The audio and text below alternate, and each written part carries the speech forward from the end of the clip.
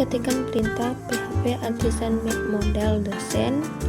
Tunggu hingga proses selesai dan muncul notifikasi sukses. Setelah itu, buka file migrasi create dosen tabel untuk mendefinisikan struktur tabel dosen dan menentukan apa aja yang dibutuhkan ke dalam tabel tersebut. Selanjutnya buka sidebar dan buat nav item untuk tabel dosen.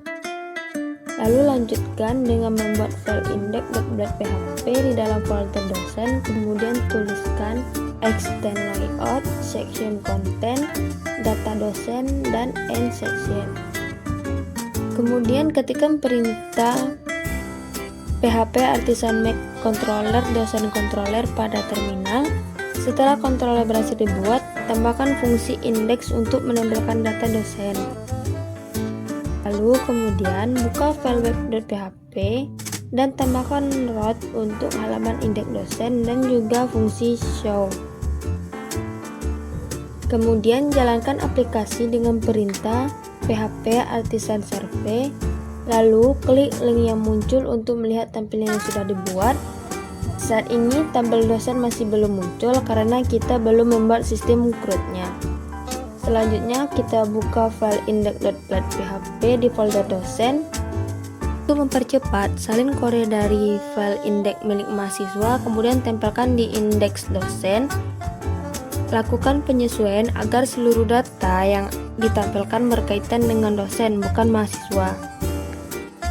Kemudian buat juga file edit.php untuk fitur edit data dosen. Salin dari file edit mahasiswa lalu sesuaikan dengan data dosen. Jangan lupa membuat form edit yang berisi name sampai ke bagian keahlian. Setelah itu buat file create.php untuk halaman input data dosen. Seperti sebelumnya, salin kode dari create mahasiswa dan ubah sesuai kebutuhan. Kemudian salin juga bagian form dari edit mulai dari name hingga keahlian dan tempelkan di file create yang diperlukan. Kembali ke file web PHP, tambahkan route untuk fungsi create, store, edit, dan update dan delete.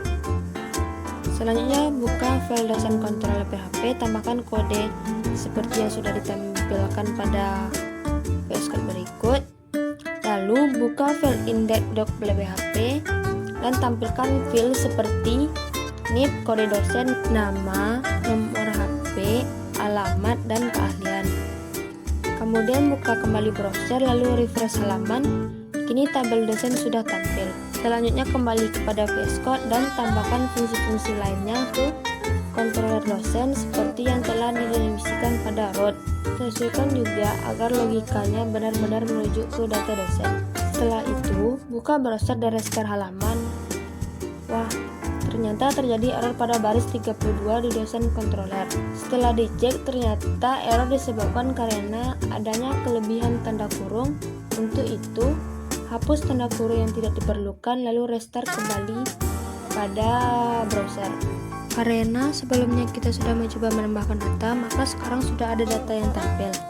Tapi ternyata data yang tampil bukanlah data terbaru yang kita tambahkan di browser, melainkan data yang dimasukkan di codingan pada create. Selanjutnya kita lanjut yaitu menguji fitur edit. Waduh, setelah disimpan ternyata muncul error lagi. Untuk itu kita bisa mencek root update-nya. Ternyata masih tertulis root mahasiswa update. Ubah menjadi root dosen update, lalu restart dan coba kembali. Nah, sekarang edit data sudah berhasil. Coba hapus data. Untuk menampilkan data yang sudah kita bikin di browser, buka kembali file index.php, lalu sesuaikan elemen forestnya dan item lainnya agar benar-benar menampilkan data dosen. Kemudian buka kembali browser dan coba tambahkan data dosen dari browser. Dan data dosen berhasil masuk. Untuk itu kita lanjut kepada uji coba edit. Edit data sesuai kemauan kita. Setelah itu simpan data, dapat dilihat statusnya berhasil. Lalu selanjutnya itu hapus data, dan hapus datanya sudah berhasil.